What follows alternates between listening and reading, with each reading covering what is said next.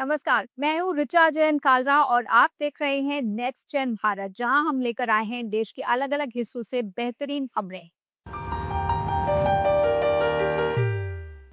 कोई मुश्किल काम आसान हो जाए तो कितना अच्छा लगता है। सोचिए अगर एक रोबोट डॉक्टर के साथ मिलकर टूटी हुई हड्डी जोड़ने में मदद करे तो डॉक्टर के लिए कितनी राहत की बात है।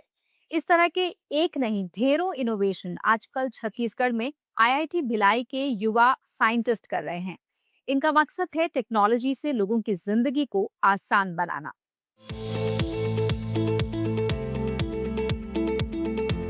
आज की तकनीक सिर्फ मशीनों तक सीमित नहीं है, बल्कि तमाम चुनौतियों का समाधान भी ढूंढ रही है। इस समय हम हैं आईआईटी भिलाई में, जहां युवा रिसर्चर्स मिलकर कुछ ऐसी एडवांस टेक्नोलॉजी पे काम कर रहे हैं जो आने वाले समय में हेल्थ, डिफेंस, एग्रीकल्चर और सोशल सेक्टर्स में चुनौतियों का समाधान तैयार कर रही हैं। ये हैं आईआईटी भिलाई के मैकाट्रॉनिक्स विभाग के असिस्टेंट प्रोफेसर योगेश प्रताप सिंह। वो एक ऐसे रोबोटिक मॉडल पर काम कर रहे हैं जो टूटी हुई या अपनी जगह से खिसकी हुई हड्डियों को जोड़ने के इलाज को पूरी तरह बदल देगा। ये स्मार्ट रोबोट बिल्कुल सटीक नाप जोख करके हड्डी को सही जगह पर सेट करने में डॉक्टरों की मदद करेगा, जिससे मरीजों का इलाज बहुत आसान हो जाएगा। ये एक अलग टाइप ऑफ रोबोट है जिसको बोलते हैं पैरेलल रोबोट। और इसमें क्या होता है, एक नीचे एक प्लेटफॉर्म होता है जिसको आप फिक्स मान सकते हो, ऊपर एक प्लेटफॉर्म होता है जो मूविंग होता है। और वो मूव कैसे करता है, ये जो 6 लेग्स दिख रहे हैं वो एक तरह से अप डाउन मूव करते हैं, मतलब एक्सपांड और कॉन्ट्रैक्ट करते हैं। उस बेसिस पे ये प्लेटफॉर्म अचीव करता है। अब ये प्लेटफॉर्म ऐसे भी चल सकता है एक डायरेक्शन में, ऐसे भी चल सकता है, ऐसे भी चल सकता है। इतना ही नहीं, प्रोफेसर योगेश की देखरेख में छात्र तालाबों की सफाई के लिए ये अनोखा केबल रोबोट तैयार कर रहे हैं। कांच के स्टैक में आप देख सकते हैं कि कैसे चारों कोनों पर लगी मोटर्स और तारों के सहारे के बीच में लटका एक ग्रिपर टूल पानी में काम करता है। ये मशीन तालाबों की सबसे बड़ी आफत यानी जलकुंभी को न सिर्फ ऊपर से काट सकती है, बल्कि उसे पकड़कर और मरोड़कर सीधे जड़ से उखाड़ भी फेंक सकती है, ताकि वो दोबारा न उग सके। सबको पता है कि जलकुंभी फिर से उग आता है, जिसको हम लोग वाटर हाइसिंथ बोलते हैं। तो हम लोग क्या कर रहे हैं कि ये जो हमारा केबल ड्रिवन है उसको पकड़ेगा, थोड़ा ट्विस्ट करेगा और उसको जड़ से उखाड़ेगा, और सारे को जड़ से उखाड़ के फिर वहां से क्लीन भी कर देगा। तो ऐसा सॉल्यूशन जो रूट से जलकुंभी को हटा रहा है वो लॉन्ग टर्म बहुत बेनिफिशियल है। ये मशीनें सिर्फ प्रयोगशालाओं में काम नहीं कर रही, बल्कि कुछ ऐसा विकसित कर रही हैं जो सीधे लोगों की जिंदगी और उनके काम पर असर डालता है। चाहे खेती को आसान करना हो या फिर स्वास्थ्य सेवाओं को बेहतर करना हो, यानी कि इनोवेशन अब सीधे लोगों से जुड़ रहा है। यहाँ मौजूद ड्रोन लैब में भी भविष्य की कमाल की तकनीक तैयार हो रही है। यहाँ छात्र एक ऐसा ड्रोन बना रहे हैं जो उड़ते उड़ते पक्षियों की तरह पेड़ों की टहनियों पर बैठ सकता है। इसका सबसे बड़ा फायदा यह है कि बैठने के बाद ड्रोन के पंखे बंद हो जाएंगे, जिससे बैटरी बचेगी और ये ड्रोन बहुत लंबे समय तक जंगलों, जानवरों या खेतों पर नजर रख सकेगा। ये आइडिया था कि कोई भी फोल्डेबल ड्रोन जैसा, चिड़िया का पाव जैसा ऐसे बना सकते हैं, तो कि ताकि वहाँ पर पर्च करेंगे और जो भी वहाँ पर एरिया सर्वेलेंस करना है, जितना देर करना है वो कर सकता है। क्योंकि वो एक बार वो बैठ जाने के बाद वो प्रोपेलर्स चलेगा नहीं, तो वो बंद हो जाएगा, ताकि पावर नहीं ड्रॉ करेगा, तो बैटरी का यूज़ नहीं होता है, तो बहुत कम यूज़ होता है। देश की सुरक्षा को ध्यान में रखते हुए यहाँ सेना के लिए एक अत्याधुनिक रोबोटिक सपोर्ट सिस्टम भी बनाया जा रहा है। ये सिस्टम हमारे सैनिकों को भारी हथियार और भारी सामान उठाने में मदद करेगा। इससे सैनिकों के शरीर पर पड़ने वाला दबाव कम होगा और उनकी काम करने की क्षमता कई गुना बढ़ जाएगी। जितने भी हम लोग प्रोजेक्ट्स कर रहे हैं, वो प्रोजेक्ट्स से आइदर तो इंसान को डायरेक्टली बेनिफिट हो रहा है या फिर इंसान के जो काम होते हैं उसको हेल्प होता है, उसको इजीली करने में हम लोग का एम है। तो उसमें से हमारे कुछ प्रोजेक्ट्स हैं जो मेडिकल फील्ड में काम करते हैं और कुछ प्रोजेक्ट्स हैं जो नॉर्मल फील्ड में भी काम कर सकते हैं और उसको इंसान के डायरेक्टली बेनिफिट में आते हैं। आईआईटी भिलाई में हो रहे ये इनोवेशंस अब सिर्फ एक प्रोजेक्ट नहीं, बल्कि एक पूरा सिस्टम बन चुके हैं। प्रोफेसर और छात्र मिलकर असल दुनिया की मुश्किलों के प्रैक्टिकल समाधान ढूंढ रहे हैं, ताकि देश और समाज की जरूरतों को सीधे पूरा किया जा सके। हम आईआईटी में इस बात को बहुत ही अच्छे से फोकस करते हैं कि हमारी टेक्नोलॉजीज़ आने वाले आधुनिक भारत के लिए हो, आने वाले विकसित भारत के लिए हो, जिसमें कि आपकी पावर है, एनवायरनमेंट है, स्पेस है, ट्रांसपोर्टेशन है, और इसके साथ साथ हमारे कैसे वनों में काम करने वाले लोग, खेतों पे काम करने वाले लोग, उनको आधुनिक टेक्नोलॉजी भी दी जाए। आईआईटी भिलाई की ये तस्वीर बताती है कि आज के समय में यहाँ के स्टूडेंट्स, भारत के युवा सिर्फ तकनीक को सीख नहीं रहे बल्कि उसे गढ़ भी रहे हैं, और यही देश को इनोवेटिव ड्रिवन फ्यूचर की तरफ ले जाएगी, जहां तकनीकी सिर्फ और सिर्फ मशीन नहीं बल्कि समाधान का रास्ता भी तैयार कर रही है।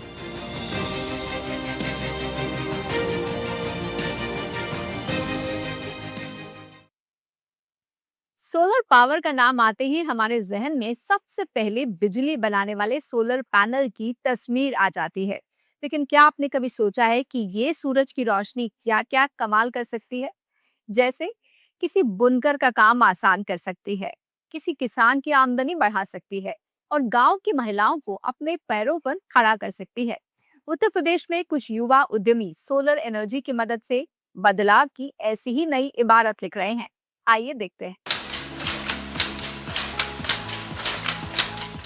हथकरघे पर बुने जाने वाले हर खूबसूरत कपड़े के पीछे कारीगरों की घंटों की मेहनत, धैर्य और हुनर छिपा होता है। दशकों से यही परंपरा भारतीय हथकरघा उद्योग की पहचान रही है। लेकिन बाराबंकी के युवा उद्यमी अभिषेक पाठक इस परंपरा को हरित तकनीक के साथ नई दिशा दे रहे हैं। National institute of fashion technology से टेक्सटाइल डिजाइन की पढ़ाई पूरी करने के बाद उन्होंने वर्ष 2019 में एक स्टार्टअप की शुरुआत की। उनका उद्देश्य है खादी की विरासत को सहेजते हुए नवाचार और सौर ऊर्जा के माध्यम से हथकरघा उद्योग को अधिक आधुनिक, टिकाऊ और आत्मनिर्भर बनाना। ये इंडस्ट्री ऑयल एंड गैस के बाद सबसे ज़्यादा पोल्यूटिंग इंडस्ट्री है। 5% धरती का लैंडफिल जो है वो टेक्सटाइल्स है। तो ये कहीं ना कहीं हमारे छोटे से प्रयास से किस तरह कम हो जाए, क्योंकि इस पूरे के पूरे मॉडल में कहीं भी बिजली यूज़ नहीं हो रही है बहुत बड़े पैमाने पर। कि चरखा चल रहा है सोलर से, लूम्स चल रहे हैं, या तो वो हैंडलूम है या तो सोलर लूम है, और उसके बाद फिर गारमेंट्स बनते हैं।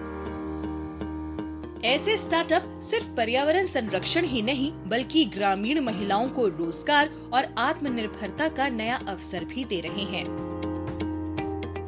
ये सिर्फ एक कपड़ा नहीं है बल्कि गांव की महिलाओं की मेहनत, सूर्य की ऊर्जा और एक आत्मनिर्भर भारत का सपना एक साथ बुना हुआ है। सोलर वस्त्रा हमें ये दिखाता है कि एक विकसित भारत का सपना तभी मजबूत होता है जब उसमें पर्यावरण, परंपरा और लोगों की आजीविका तीनों का संतुलन हो। कानपुर में सौर ऊर्जा से उद्यमिता की ऐसी ही प्रेरक मिसाल देखने को मिलती है। शेखपुर गांव के किसान शिवराज निषाद ने फूलों की खेती को ग्रामीण उद्योग का रूप दे दिया है। अपराजिता, गुलाब, गुड़हल, गेंदा, तुलसी और कैमोमाइल जैसे फूल सोलर ड्रायर में प्रोसेस किए जाते हैं, जहां प्राकृतिक गर्मी और सौर ऊर्जा से तापमान नियंत्रित रखा जाता है। इससे फूलों की गुणवत्ता और शेल्फ लाइफ बढ़ती है। इन्हीं फूलों से चाय, गुलकंद और अन्य वैल्यू एडेड उत्पाद तैयार हो रहे हैं। हमारे पीछे देख रहे हैं, ये फिर मैंने अपना खुद का डिजाइन किया हुआ है, और ये मेरे लिए बहुत अच्छा डिसीजन साबित हुआ है और काफ़ी हेल्पफुल रहा है मेरे लिए इसमें, क्योंकि आप देख सकते हैं कि मेरा जैस्मिन फैला हुआ है। अभी कल डाला था मैंने और इसमें सूख गया आज। तो अभी हम लोग इसको इसी मॉडल को बहुत बड़े स्केल पे हम लोग बना रहे हैं। शिवराज निषाद ने 100 से अधिक किसानों को सोलर तकनीक से फूल सुखाने का प्रशिक्षण दिया है। इस पहल ने छोटे और सीमांत किसानों को आत्मनिर्भर बनाते हुए उनकी आय बढ़ाने में नई राह दिखाई है। शिवराज निषाद ने ये साबित कर दिया कि अगर सोच नई हो और इरादे मजबूत हो तो मामूली सी खेती भी बड़े कारोबार में बदल सकती है। फूलों की खुशबू से शुरू हुआ ये सफर आज सैकड़ों परिवारों की जिंदगी महका रहा है। किसान देश की जीवन रेखा हैं और उनकी मेहनत को आसान बनाने के लिए कानपुर के युवा उद्यमी अनंत चतुर्वेदी का स्टार्टअप विकल्प नवाचार की नई मिसाल पेश कर रहा है। स्टार्टअप ने सौर ऊर्जा और बैटरी से चलने वाले कई स्मार्ट कृषि उपकरण विकसित किए हैं। इसमें 20 से अधिक फसलों की मड़ाई करने वाला सोलर मल्टी क्रॉप थ्रेशर, कम नोजल में सिंचाई करने वाला फ्लेक्सी स्प्रिंकलर और बिना झुके निराई गुड़ाई करने वाला बैटरी चलित ई वीडर शामिल है। ये उपकरण खेती को तेज, किफायती और अधिक टिकाऊ बना रहे हैं। हमने भारत का या शायद दुनिया का सबसे पहला सोलर से चलने वाला थ्रेशर बनाया। धान, गेहूं, सभी तरह की दालें, सरसों, चना, अरहर सभी की थ्रेशिंग ये कर देता है और चारा कटाई भी चीज हो जाती है। आज जहां खेती में नई चुनौतियां सामने आ रही हैं, वहीं ज़ेन फार्मिंग और विकल्प जैसे मॉडल्स किसानों की उम्मीद की नई किरणें बनते जा रहे हैं। आधुनिक तकनीक, सूर्य ऊर्जा और स्मार्ट उपकरणों से खेती सरल और टिकाऊ तरीके से की जाती है। तो यही तो है नेक्स्ट जेन भारत, जहां पर आज का किसान भी न्यू इनोवेटिव मशीन्स का उपयोग कर रहा है।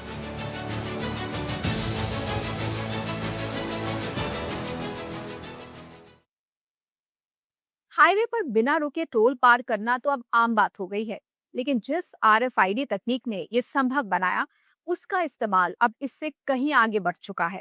स्मार्ट वेयरहाउस, तेज सप्लाई चेन और इंडस्ट्रियल सुरक्षा जैसे क्षेत्रों में भारतीय स्टार्टअप ऐसे समाधान बना रहे हैं जो काम को सिर्फ तेज ही नहीं बल्कि ज्यादा सुरक्षित और भरोसेमंद भी बनाते हैं। आइए देखते हैं नेक्स्ट जेन भारत की एक खास रिपोर्ट।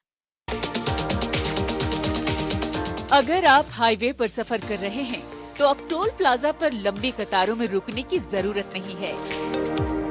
RFID यानी रेडियो फ्रीक्वेंसी आइडेंटिफिकेशन तकनीक यात्रा को तेज और निर्बाध बना रही है, लेकिन इसका उपयोग केवल टोल भुगतान तक सीमित नहीं है।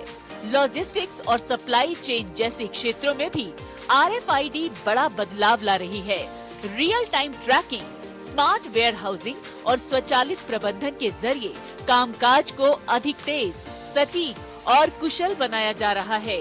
पुणे की आईटेक इसी तकनीक के माध्यम से उद्योगों के लिए स्मार्ट समाधान विकसित कर रही है। वाहनों, सामान और परिसंपत्तियों की पहचान और निगरानी को स्वचालित बनाकर कंपनी प्रक्रियाओं को अधिक पारदर्शी और विश्वसनीय बना रही है। बेहतर दक्षता, कम त्रुटियों और समय की बचत के साथ RFID तकनीक डिजिटल भारत को नई गति दे रही है। We are the pioneer in developing FASTag electronic toll collection technology. We are pioneering in delivering electronic RFID seals, which are used by around 3,500 export containers for India. We are also innovative and pioneering in providing digital RFID solutions, which are led by the Garuda AIDC platform, which is world's leading platform in IoT and AIDC technologies. RFID तकनीक barcode की प्रतिस्पर्धी नहीं बल्कि उसकी सहयोगी है। दोनों के संयोजन से इन्वेंट्री प्रबंधन अधिक सरल, तेज और त्रुटि रहित बन रहा है।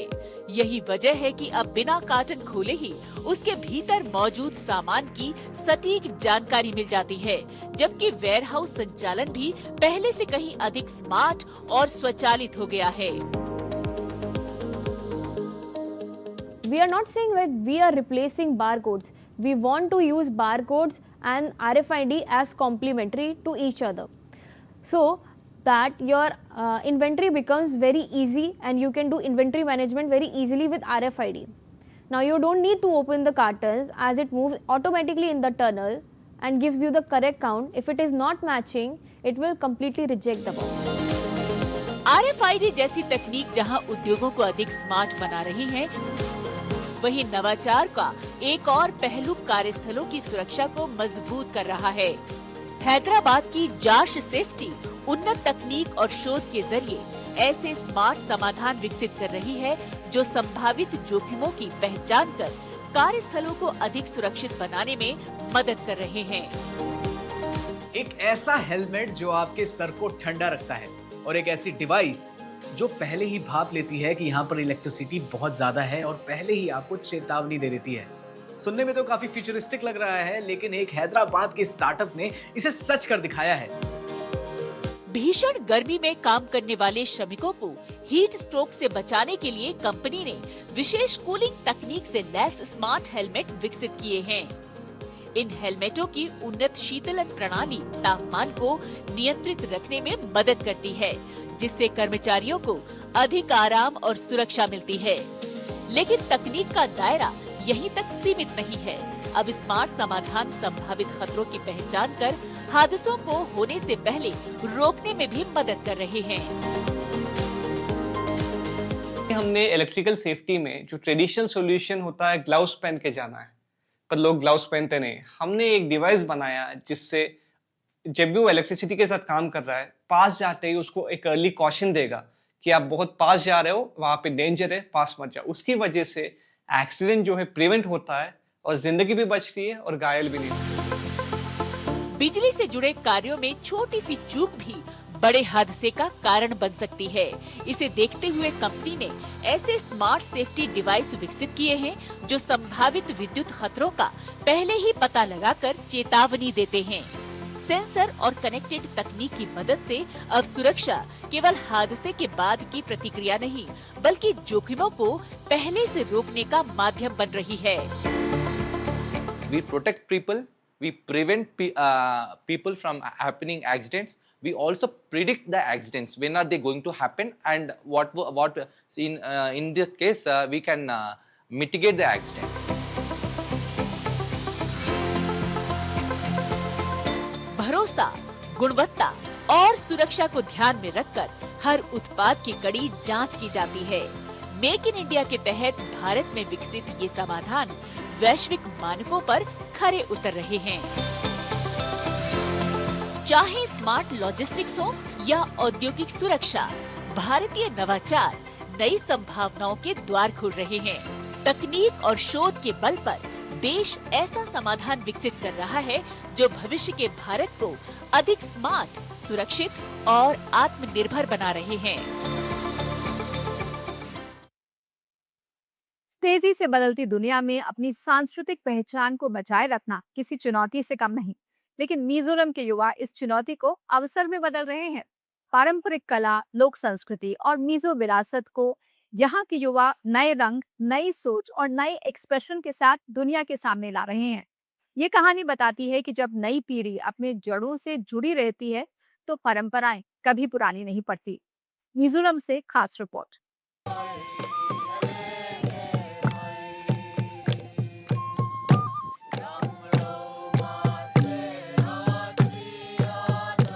जितनी मनमोहक यहाँ की वादियां हैं, उतनी ही समृद्ध यहाँ की संस्कृति, लोक कला और परंपराएं। प्रकृति और विरासत का यह अनूठा संगम इस भूमि की विशिष्ट पहचान को जीवंत रूप से प्रस्तुत करता है। तेजी से बदलती दुनिया में ट्रेडिशनल आर्ट को जिंदा रखना किसी चुनौती से कम नहीं है। इस वक्त हम मौजूद हैं मिजोरम की कैपिटल आइजोल में, जहां पर यंग आर्टिस्ट न सिर्फ मिजो आर्ट को नई तरीके से पेश कर रहे हैं, बल्कि इसे नेक्स्ट जनरेशन के साथ भी जोड़ रहे हैं। आइजोल में हमारी मुलाकात ललर मलहुनी यानी टुटुई से हुई। उनका छोटा सा आर्ट कॉर्नर आज रचनात्मकता का जीवंत ठिकाना बन चुका है, जहां कैनवास पर सिर्फ रंग नहीं बल्कि नए सपने भी आकार लेते हैं। टुटुई बच्चों और युवाओं को समकालीन और पारंपरिक चित्रकला की बारीकियां सिखाती हैं। उनकी कक्षाओं में कला केवल एक कौशल नहीं बल्कि अपनी संस्कृति, पहचान और कहानियों को नए अंदाज में अभिव्यक्त करने का माध्यम बन जाती है। I'll pass my legacy, like my Mizo art, to my students by telling them the art history and to tell them to appreciate our grandpas and grandma stories, so that we can keep it alive. If we don't keep it alive for the Gen Z generation, it will be dead soon, it will be gone away. And so we have to make it in the new way, in a new innovative way. उनकी art class युवा कलाकारों को खासा आकर्षित करती हैं। यहाँ वो मिजो कला और परंपराओं को कैनवास पर उकेरना सीखते हैं, साथ ही पारंपरिक विरासत को आधुनिक कला से जोड़कर अपनी रचनात्मकता अभिव्यक्त करने को नई पहचान देते हैं। We usually try to portray the kindness which we call it Mizotromena. And I think I would also like to portray such, like our culture in my future paintings. Mizo परंपराओं और पारिवारिक मूल्यों को अपनी कला के माध्यम से नई पहचान दे रही हैं समकालीन कलाकार लल्हमिंग मावी, जिन्हें अमोई के नाम से भी जाना जाता है। उनकी पेंटिंग्स में मीजो जीवन, संस्कृति और पहचान आधुनिक रंगों के साथ उभरती है, जिससे पारंपरिक कहानियां नई पीढ़ी से सहज रूप से जुड़ जाती हैं। Well, I believe that art is not meant to be kept to ourselves.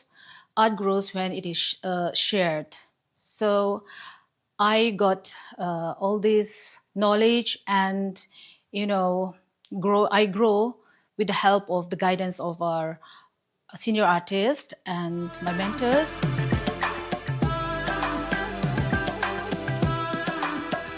Traditional Mizo art को संजोने की कोशिश बस स्टूडियो तक नहीं रह गई है। आज आइजोल के बाहर बनाए जोकुहा लिविंग म्यूजियम युवाओं को अपनी कला और परंपरा के साथ रूबरू करा रहा है।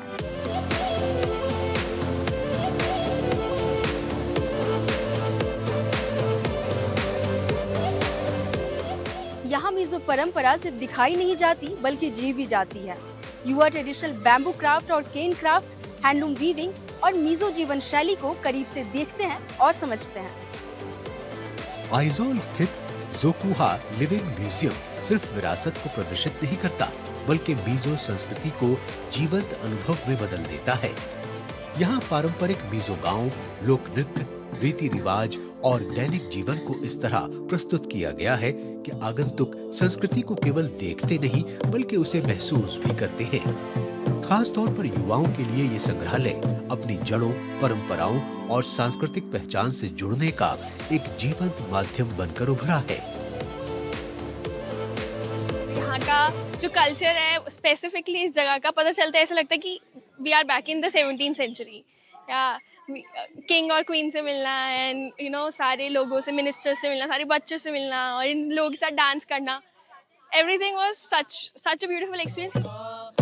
बदलते दौर में मिजोरम के युवा अपनी जड़ों से जुड़कर परंपरा और नवाचार के बीच एक मजबूत पुल बना रहे हैं।